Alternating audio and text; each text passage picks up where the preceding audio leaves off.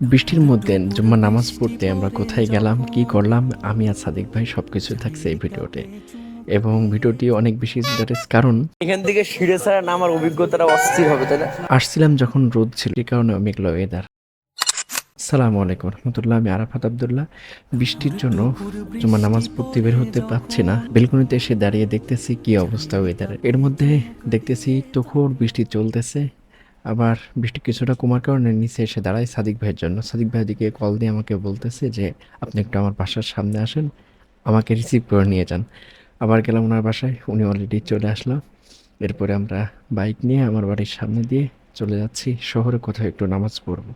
তো যাই হোক, বৃষ্টিস্নাত দিনে দুইজন খুব মজা করতে করতে যাইতেছি।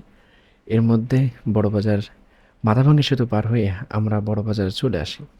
আসার পরে একটি মডেল মসজিদে নামাজের জন্য যাই, খুব রোদ। আর আমরা যখন ফিরে যাই তখন তো বৃষ্টি, অবস্থা খারাপ।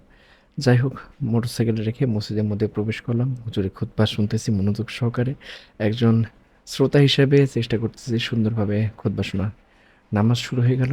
নামাজ শুরু করলাম এবং নামাজ পড়ে চিন্তা করতেছি যে কোথাও একটু চা খাবো। এর মধ্যে আল্লাহর কাছে একটু দোয়া করে নিলাম।